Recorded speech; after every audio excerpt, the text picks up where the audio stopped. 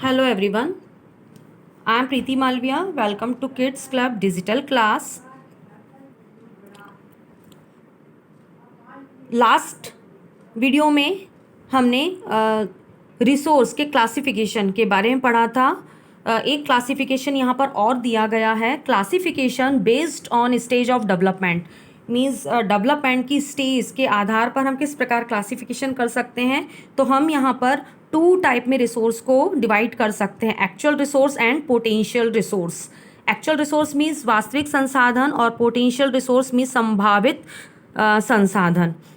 Actual resource means the resources which have been fully surveyed, quantified or developed for actual use are called actual resources. Means वास्तविक उपयोग के लिए जो संसाधन पूर्णतः सर्वेक्षण किए गए हैं तो उसको हम एक्चुअल रिसोर्स कहते हैं। Technology and the cost of production determine the development of actual resource. Actual resource के विकास के लिए टेक्नोलॉजी और प्रोडक्शन की लागत निर्धारित रहती है। An example of actual resource is ion. Ion is the example of actual resource. यहाँ पर एक एग्जाम्पल दिया गया है आयन का, जो कि एक्चुअल रिसोर्स का एग्जाम्पल है। The part of the actual reserve which can be developed profitably with the available means and technology is known as reserve resource. Reserve resource means आरक्षित संसाधन वे कहे जाते हैं जो कि वास्तविक भंडार का एक भाग हैं और जो कि उपलब्ध संसाधनों और प्रौद्योगिकी के लिए विकसित किए गए हैं, के विकास के लिए विकसित किए गए हैं। मीन्स जो उपलब्ध संसाधनों और टेक्नोलॉजी के साथ जो विकसित होते हैं उसी को हम रिजर्व रिसोर्स कहते हैं। In India we have a large reserve of coal. जैसे इंडिया में कोल का लार्ज रिजर्व है, बहुत बड़ा भंडार है। But all of it can not be fully exploited. परंतु पूरा जो रिजर्व जो है कोल का वह फुली उसको पूरी तरीके से उसका दोहन नहीं किया गया है, यूज़ नहीं किया गया है। Because due to the several limitation, कुछ उनकी निर्धारित सीमाएं हैं। So this is not a reserve resource, इसीलिए यह आरक्षित रिसोर्स नहीं है। पोटेंशियल रिसोर्स मीन्स संभावित संसाधन। Potential resource are those which are available at a place but they have not been use properly and fully due to lack of technology और means. अब यहाँ पर पोटेंशियल रिसोर्स मतलब संभावित संसाधन के बारे में बताया गया है कि ये वो हैं जो कि एक स्थान पर अवेलेबल तो हैं परंतु कुछ संसाधनों और प्रौद्योगिकी की कमी के कारण जो कि पूरी तरीके से उपयोग में नहीं लाए गए हैं। क्यों? However there is a possibility of their being used in the future, जबकि भविष्य में इसके यूज़ होने की संभावनाएं हैं। Water in Indian rivers is a good example of a potential resource. Potential resource का एक बहुत अच्छा उदाहरण दिया गया है भारत की नदियाँ। Because it has not been tapped fully at present. ये नदियाँ मतलब वर्तमान में इनका पूरी तरीके से दोहन नहीं किया गया है, यूज़ नहीं किया गया है। But there is every possibility of it being used in the future for irrigation and generation of electricity. परंतु भविष्य में इसका यूज़ इलेक्ट्रिसिटी को बनाने के लिए और इरिगेशन में यूज़ होने की पूरी संभावना है। आगे हम आते हैं रिसोर्सेज एंड डेवलपमेंट मीन्स संसाधन और उनका विकास कैसे होता है। देखिए कि किसी भी कंट्री का जो डेवलपमेंट होता है उसमें सोशल, कल्चर, इकोनॉमिक और इंडस्ट्रियल फैक्टर जो होते हैं वो एक इम्पॉर्टेंट रोल प्ले करते हैं। तो ये डिफरेंट फैक्टर हैं जिससे कि अनुमान लगाया जा सकता है कि हमारी कंट्री कितनी डेवलप्ड है। तो first factor is the extent by which people enjoy consumer good, food and life span. मतलब किस हद तक व्यक्ति उपभोक्ता वस्तुओं का, भोजन का और लाइफ स्पान का आनंद लेते हैं, अपनी लाइफ का आनंद लेते हैं। The extent by which they consume resources and influence demand for resources. किस हद तक वे संसाधनों का उपभोग करते हैं और किस प्रकार उनकी मांगों से वो प्रभावित होते हैं। The extent to which they possesses technology and use their resources. किस हद तक उनके पास में टेक्नोलॉजी और उनकी जो रिसोर्स का जो उनका यूज़ है वो उनके अधिकार में है। यहाँ नेक्स्ट हम यहाँ देखते हैं आगे, economic development of a country depend on the following factors. किसी भी कंट्री का जो इकोनॉमिक डेवलपमेंट जो होता है वह भी इकोनॉमिक डेवलपमेंट भी निम्नलिखित फैक्टर के ऊपर डिपेंड होता है। जैसे availability of various resource in the region, उस रीजन में विभिन्न संसाधनों की उपलब्धता, requirements and goals of the people living in this region, people जिस रीजन में रहते हैं उनकी आवश्यकताएं, उनके लक्ष्य, technology and skills possessed by the people, लोगों के पास में प्रौद्योगिकी मीन्स टेक्नोलॉजी है, कितनी कुशलता है, ये सब इकोनॉमिक डेवलपमेंट उस पर डिपेंड करता है।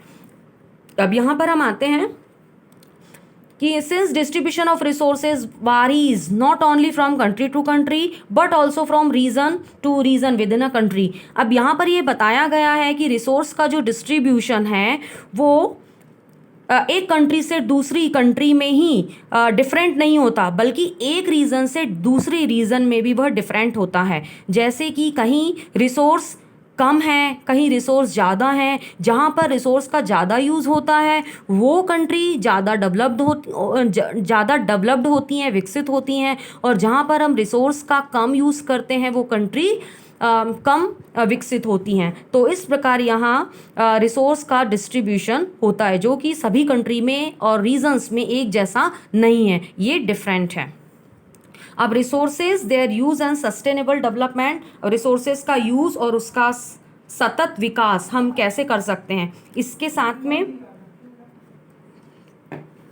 The development which take place without damaging the environment for future use is called sustainable development. Means जब हम सस्टेनेबल डेवलपमेंट मीन्स सतत विकास की प्रक्रिया वह है कि हम हमारे इन्वायरमेंट को नुकसान पहुंचाए बिना जब विकास होता है तो उसको हम सस्टेनेबल डेवलपमेंट कहते हैं। मतलब हमारे एनवायरनमेंट को डैमेज किए बिना।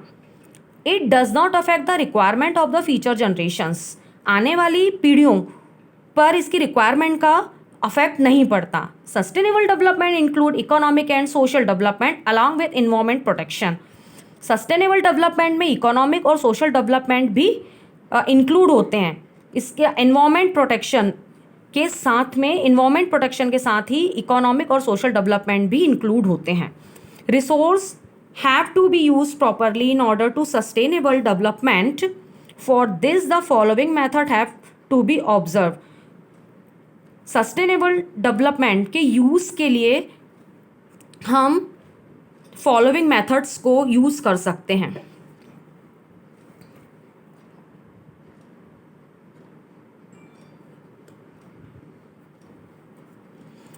Efficient technology should be developed and utilized.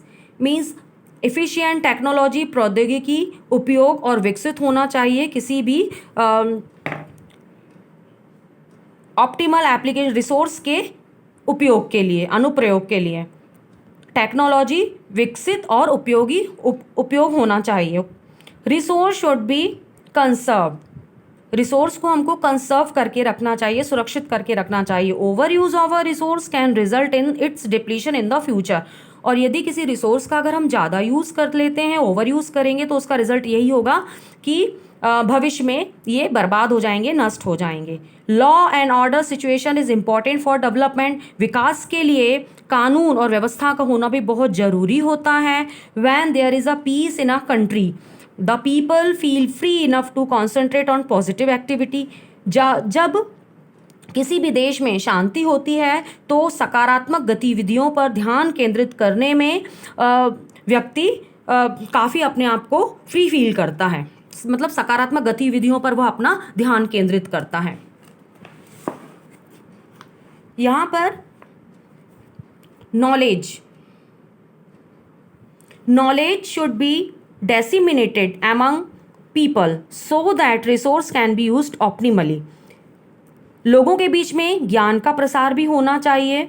इसके एग्जाम्पल्स में दिया गया है the Panchayati Raj system in India is helping to spread knowledge in the villages about better techniques of agriculture production.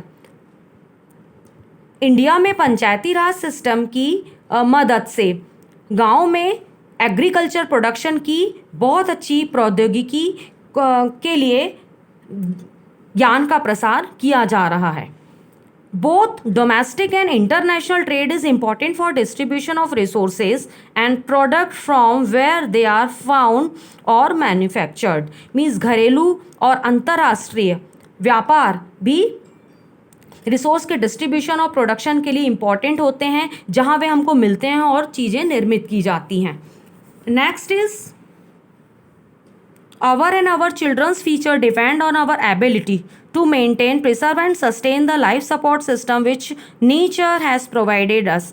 अब हमारा और हमारे बच्चों का जो भविष्य है वह जीवन रक्षक प्रणाली पर केंद्रित है, जो कि हमको मेंटेन करना है और जो नेचर प्रकृति ने हमको प्रोवाइड किया है। तो इसके साथ ये चैप्टर फिनिश होता है। नेक्स्ट वीडियो में हम एक्सरसाइज और क्वेश्चन आंसर के साथ मिलते हैं। Thank you.